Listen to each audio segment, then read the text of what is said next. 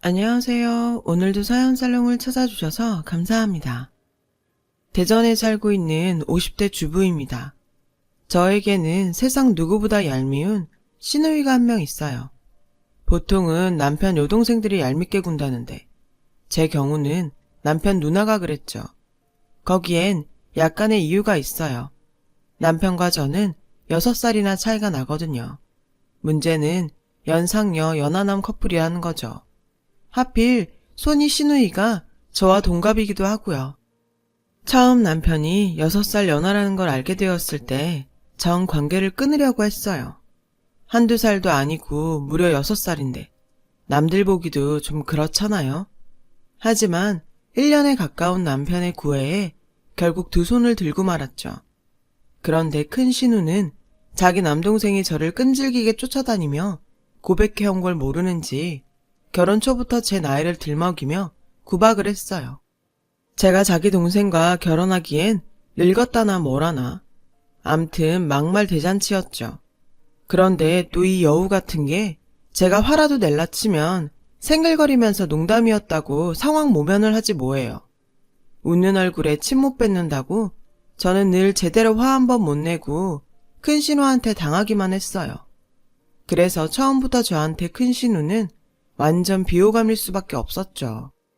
큰 신우는 5년 전 결혼을 했지만 무슨 영문인지 계속 아이가 생기지 않다가 저보다 3개월 일찍 임신을 했어요. 그래서 저희는 같은 해에 임신 기간을 보냈고 같은 해에 출산을 하게 되었죠.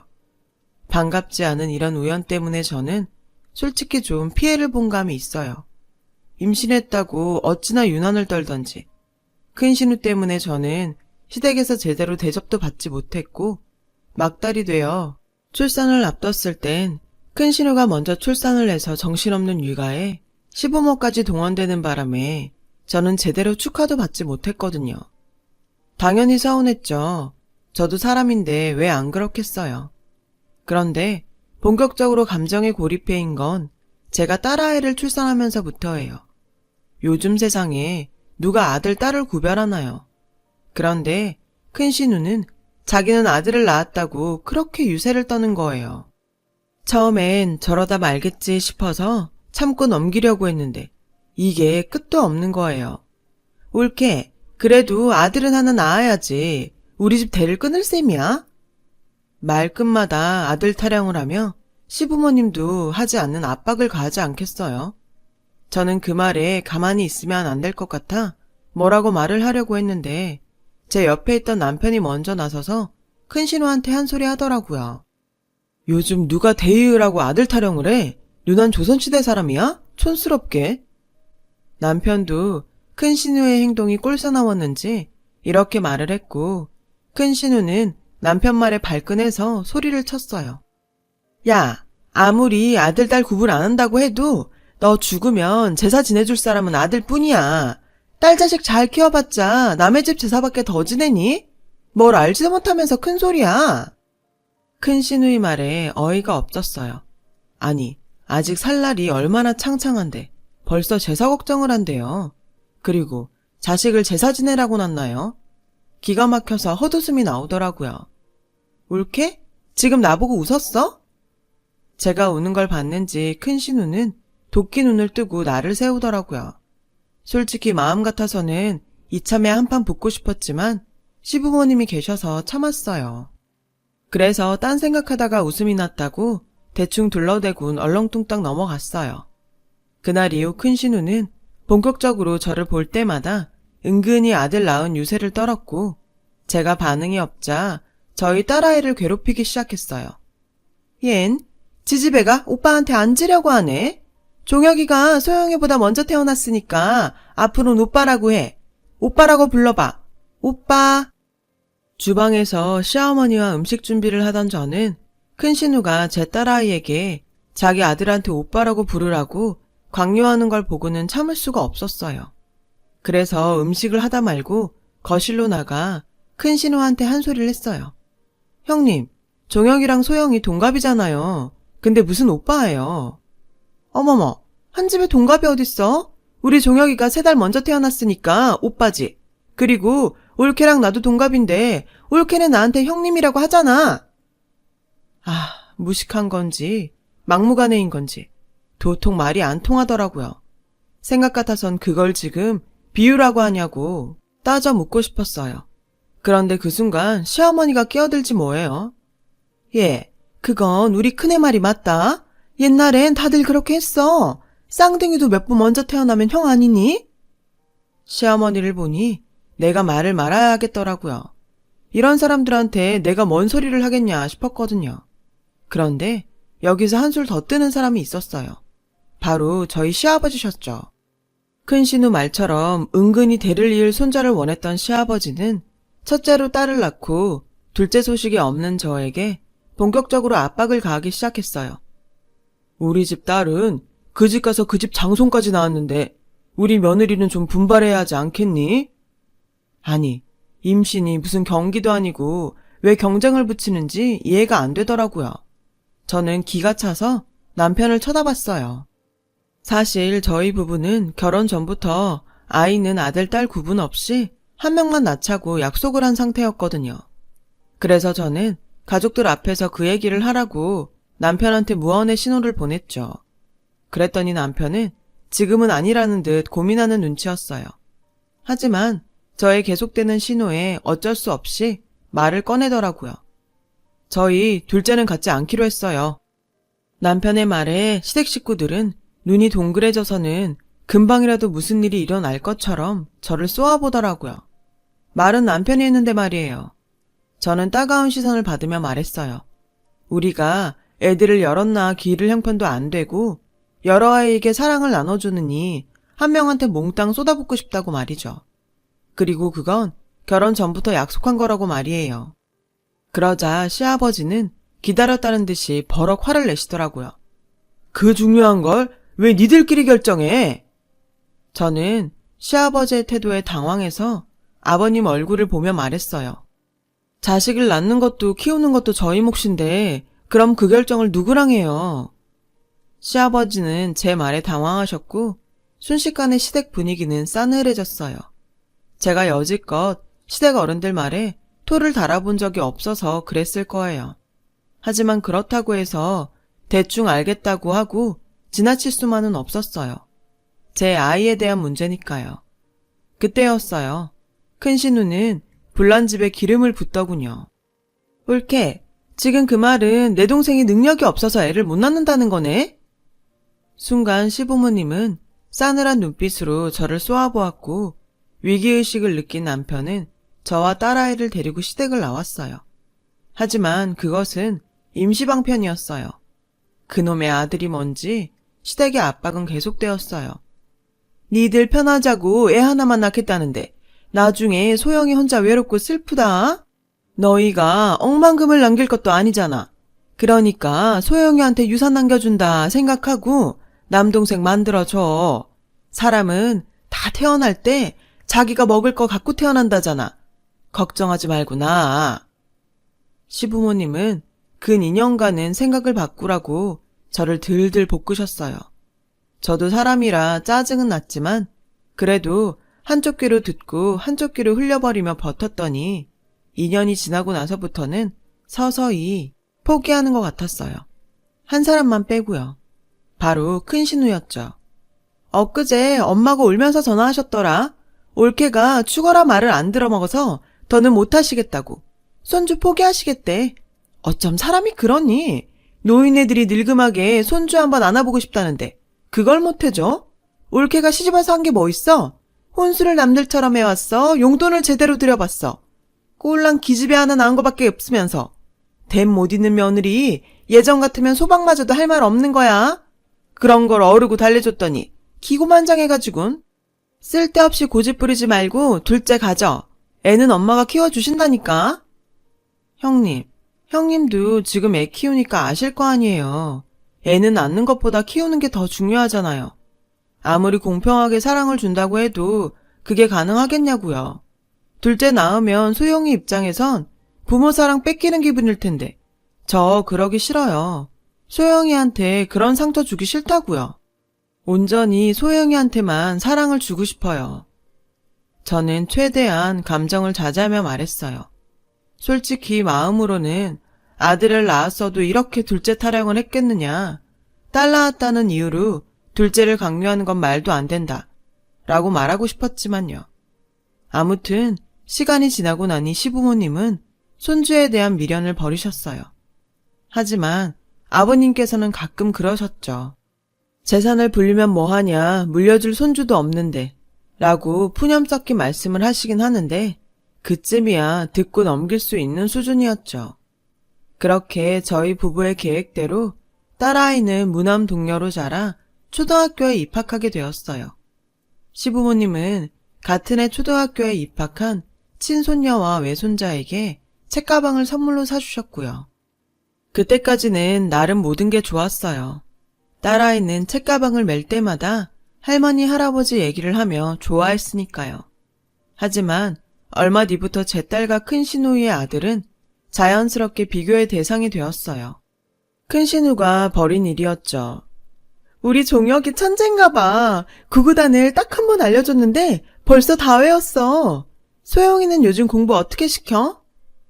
저는 아직 학교 공부 외에는 안 시켜요. 소영이가 노는 걸 더 좋아해서요. 어머머? 옳게 그걸 말이라고 해? 애야 당연히 노는 걸 더 좋아하지. 공부는 엄마가 끼고 시키는 거야. 어린애가 뭘 한다고 알아서 해. 올케는 어쩜 그렇게 애 교육에 관심이 없냐? 난 올케가 소영이 학교 들어가면서 회사 그만두길래 애 교육 제대로 시키려고 그러나 보다 했는데 뭐야? 그냥 놀고 먹을 생각이었어? 올케는 참 편하게 산다. 저는 큰 신우 말에 기분이 상했지만 말 꺼내봐야 기분만 상할 것 같아 참았어요. 사실 저는 아이를 돌봄 교실에 보내는 것도 그렇고 아이가 더 크면 함께하는 시간이 없을 것 같아서 회사를 그만둔 건데 큰 신우는 자기 입장에서만 떠들더라고요. 제 눈엔 아직 1학년인데 놀지도 못하는 조카가 더 안타까운데 말이죠. 그 후 시댁에 갈 때마다 시아버지는 제게 종혁이는 애가 공부를 스폰지처럼 빨아들이듯이 한다더라. 너도 소영이를 너무 놀게만 하지 말고 끼고 좀 가르쳐봐라. 라며 말씀을 하셨어요. 그럴 때마다 저는 아직 초등학생인데 벌써부터 공부로 스트레스를 주고 싶지 않다고 웃으면서 얘기했죠. 그러자 제 얘기를 듣던 시아버지는 대뜸 너는 보자 하니까 내가 웃음냐? 어떻게 시애비 말에 한 번을 알겠습니다 하고 고분고분하게 듣는 적이 없어? 어른이 말을 하면 듣고 새길 생각을 해야지 원. 결국 역정을 내시곤 안방으로 들어가 버리셨어요. 솔직히 억울했어요. 제가 알겠다고 대답할 말을 하셔야 알겠다고 하죠. 그저 제 속만 답답할 뿐이었어요. 그렇게 시작된 친가 외가 손주의 경쟁은 중학교에 들어가면서 본격적으로 경쟁 구도가 자리를 잡았고 저도 사람인지라 저희 딸이 형님 아들한테만큼은 지지 않았으면 좋겠다 생각하게 됐어요. 하지만 그럴 때마다 남편은 꼭 공부를 잘한다고 아이가 성공하는 것도 아닌데 집안 분위기에 휘둘려 애 들볶지 말라고 저를 잡아주었고 딸아이와 많은 대화를 나누며 자기주도 학습을 하게 했어요. 그 결과 저희 아이는 학원이나 과외를 시키지 않았는데도 스스로 알아서 공부도 하고 취미생활도 하며 자유롭게 자라났죠. 저는 그 모습에 그저 고맙기만 했고요. 그렇게 저희 딸과 조카가 고등학교에 입학을 했고 그해 설이 돌아왔어요. 나는 종혁이 대학 진학 문제도 그렇고 이참에 강남으로 이사 가려고. 큰 신우는 자랑하듯 얘기했어요. 당시 아주버니는 꽤 큰 입시학원을 운영하고 있어서 살림이 넉넉했거든요. 옳게 소영이 대입 준비하려면 서울로 올라와야 하지 않겠어? 언제까지 시골에서 그러고 있을 거야? 큰 신우는 우리가 대전에 살고 있는 게 마치 애 교육에 관심이 없어서 그러는 것처럼 말했어요. 그러자 남편이 큰 신우한테 이렇게 말을 했죠. 내 직장이 여긴데 애 대학 때문에 서울로 간다는 게 말이 돼? 그건 좀 오바지. 오바긴? 요즘 다 그래. 니네 부부는 부부가 애 교육에 관심이 없어서 그런 거지. 에휴, 부모 잘못 만나 우리 소영이가 고생이다. 불쌍한 내 조카. 고만고만한 대학 갈 거면 몰라도 명문대 가려면 서울로 와서 서울 애들이랑 경쟁을 해야 할 텐데. 됐어. 우리 소영이가 왜 불쌍해? 부모 사랑 받으면서 잘만 자라고 있는데. 그리고 꼭 명문대 가야 잘 사는 건 아니잖아. 그건 그저 부모 욕심이지. 이러니 소영이가 불쌍하다는 거다. 부모면 당연히 나보다 애가 더 잘 살길 바라야 되는 거 아니니? 남들은 자식한테 못해줘서 난린데. 아유, 됐다. 넌 정말 말이 안 통한다. 울케도 쟤랑 같은 생각이야? 남매의 말싸움은 급기야 저에게 불똥이 튀었고 저는 그냥 대답 대신 웃음으로 넘기며 자리에서 일어났어요. 사실 저희 애가 지금까지 제가 시킨 것도 없는데 공부를 꽤 잘했어요. 그래서 저희 부부의 교육 방식이 틀리지 않았다고 생각하고 있었고요. 그런데 이런 생각을 큰 신우한테 말을 해봤자 씨알도 안 먹힐 게 뻔했기에 그냥 말을 말자 했던 거죠. 그때였어요. 방에서 핸드폰을 보며 놀고 있는 저희 딸아이 옆에 잔뜩 인상을 쓰고 문제집을 풀고 있는 조카의 얼굴이 눈에 보이더라고요. 그 모습이 내심 눈에 거슬리긴 했어요. 안 보면 모를까 눈앞에서 비교가 되니 걱정을 안 할 수는 없겠더라고요. 하지만 시댁에서까지 애한테 잔소리는 하지 말자고 생각했죠. 그렇게 생각하고 보니 연신 인상을 쓰고 문제집과 씨름하는 조카가 안쓰럽게 보였어요. 물어보지 않아도 큰 신우 성격에 얼마나 애한테 스트레스를 줬을지 알 것 같았죠. 그때 희한한 장면이 눈에 들어왔어요. 조카가 눈치를 살피며 가방에서 문제집을 하나 꺼내는 게 아니겠어요? 행동이 어찌나 조심스럽던지 저까지 숨죽여 몰래 그 모습을 지켜보게 되더라고요. 알고 보니 조카가 꺼낸 건 답안지였고 그걸 보고 문제집에 답을 적더라고요. 뭐 어릴 땐 당연히 그럴 수 있죠. 도둑질을 한 것도 아니니까요. 그런데 주방에서 연신 제 남편에게 명문대 노래를 부르는 큰 시누이와 몰래 답지를 베끼고 있는 조카를 보니 제가 다 안쓰럽더라고요. 그렇게 시간이 흘러 아이들이 수능을 보게 되었어요. 저도 수험생 부모라 잔뜩 긴장이 되더라고요. 저보다 훨씬 긴장한 큰 신우는 아침부터 청심환을 먹으며 한 끼도 먹지 못했다고 하더라고요. 그렇게 수능이 끝났어요. TV에서는 연신 올해 수능이 작년보다 어려웠다는 보도가 나왔어요. 저는 시험을 마치고 돌아온 딸아이에게 지금을 좀 즐기라고 했어요. 그동안 수험생이라서 참았던 것들을 실컷 해보라고 말이죠. 그리고 한 달쯤 지나 수능 성적표가 나왔고 아이들은 이제 본격적으로 원서를 쓰기 시작했어요. 이과생이었던 저희 딸은 기계공학을 전공하고 싶다고 했어요. 어릴 때부터 다른 여자아이들과 다르게 기계 만지는 걸 좋아했거든요. 확실히 피는 못 속이나 봐요. 제 남편 직업이 건축 전기 설비사거든요. 그렇게 딸아이의 고등학교 졸업을 앞둔 설 명절이 되었어요. 그날은 먼 바람이 불었는지 큰 신우 혼자 본가에 내려와 있더라고요. 어머님이 그러시는데 조카는 명문대는커녕 일반대도 못 들어갔다더라고요. 재수를 하고 싶어도 큰 신우가 주변에 명문대 갈 거란 소리를 하도 떠들어놔서 도망치듯 유학을 떠나게 된 것 같았어요. 그 사정을 다 알고 있는데도 큰 신우는 저를 보자마자 마치 처음부터 유학을 염두에 두고 있었던 것처럼 꾸며댔어요. 그 모습을 보니 사람이 참 구차해 보이더라고요. 그때 남편은 시아버지의 호출로 차 키를 가지고 나갔고 저는 시어머니와 음식을 하느라 주방에 있었어요. 거실에선 큰 신우와 저희 딸아이만 남게 되었어요. 소영이는 대학 발표 났니? 서울로 오게 되면 고모 집에서 학교 다녀. 저는 집에서 다니려고요. 집? 예. 너 대전에 있는 대학 넣었니? 왜? 명문대는 못 가도 인서울은 해야지. 하긴 너처럼 부모한테 제대로 지원도 못 받은 애가 인서울대학 가는 게 쉽겠니? 고모가 봐도 니네 엄마랑 아빠는 너한테 너무 소홀했어. 너 대학 그렇게 된 건 다 네 부모 탓이야. 거참 듣자 하니 헛웃음이 나더라고요. 그런데 그때 시아버님 심부름을 마친 남편이 들어왔어요. 밖에서 큰 신우의 말을 들었는지 황당한 표정이더라고요. 뭘 소홀히 해. 우린 할 만큼 했어. 큰 신우는 마침 잘 됐다는 듯 남편에게 한 소리 하더라고요. 할 만큼 하긴? 내가 진작에 애 교육에 관심 좀 가지라고 했잖아. 인서울도 아니고 고작 대전에 있는 대학이 뭐니? 하긴 지집애야 뭐 시집가면 그만이니까. 야, 너 아들 안 낳길 천만다행이다. 이런 걸 성견지명이라고 해야 하나? 그러면서 킬킬대는데 정말 뒤통수라도 한 대 치고 싶더라고요. 기집애는 시집이나 가면 된다니. 그게 고모가 조카 앞에서 할 소린가요?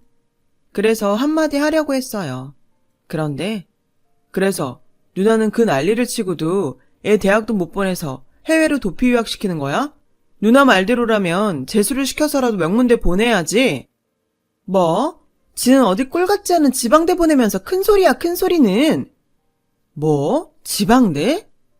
그 순간 딸아이는 지 아빠를 끌어당기며 싸움을 말렸어요. 그리고는 조용히 지 고모한테 핸드폰에 찍어둔 대학 합격증을 보여주더군요. 딸아이의 합격증을 본 큰 신우는 눈이 왕방울만해졌어요. 저는 그 모습에 웃음이 나왔고요. 왜냐고요? 제 딸아이는 카이스트에 합격을 했거든요. 대입 원서를 쓰러 애 학교에 갔을 때 담임선생님이 그랬거든요. 우리 애 성적이면 대한민국에 있는 대학은 어디든 무난히 들어갈 수 있다고요. 딸아이는 자기 무조건 카이스트 기계공학과에 갈 거라고 했어요. 그런 딸애가 얼마나 대견하던지. 다른 집 아이들처럼 돈 들여가며 억지로 공부시키지 않았는데 혼자 내신 관리며 수능 성적까지 완벽하게 관리했고 결국 원하던 카이스트 합격증까지 손에 넣었으니까요. 인서울. 그것도 명문대만 바라보던 큰 신우는 제 딸아이 합격증을 보고도 믿기지가 않았는지 몇 번이나 되물었어요. 네가?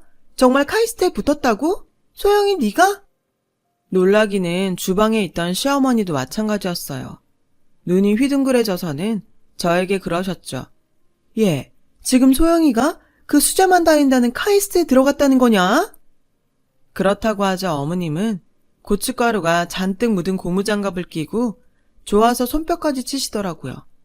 그 모습에 남편 역시 목에 힘을 주며 큰 신우한테 한 소리를 했죠. 누나, 하래는 안 시켜도 이렇게 해. 괜히 여자 남자 구별하고 서울이니 지방이니 구분하는 사람들이 문제라고. 누나처럼 말이야. 알았어? 그러니까 이제라도 차별 좀 그만해. 그날 큰 신우는 세상 무너진 것처럼 망연자실한 표정으로 주저앉았어요. 저는 그 모습을 보니 지난 20년여간 쌓여왔던 채증이 한 방에 싹 내려가는 것 같았어요. 그날 이후 큰 신우는 저희 가족들 앞에서, 특히 소영이 앞에서 어떤 얘기도 못하고 있어요. 유학 중이던 조카는 그곳에서도 영어가 잘 되지 않아 고생을 하는 눈치였어요.